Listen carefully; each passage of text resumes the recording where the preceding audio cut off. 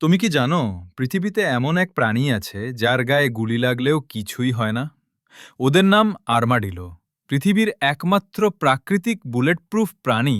আর্মাডিলোর শরীর ঢাকা থাকে শক্ত এক ধরনের হাড়ের খোলসে, যেটা তৈরি বোনপ্লেট আর ক্যারাটিন দিয়ে।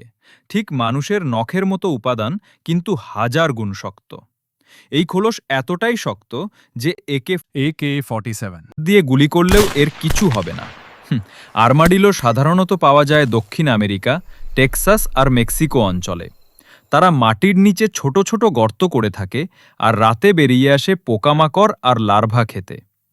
বিশেষ করে 9 ব্যান্ডেড আর্মাডিলো হলো সেই প্রজাতি যার খোলস এতটাই টেকসই যে হালকা ক্যালিবার বন্দুকের গুলিও সহজে ভেদ করতে পারে না।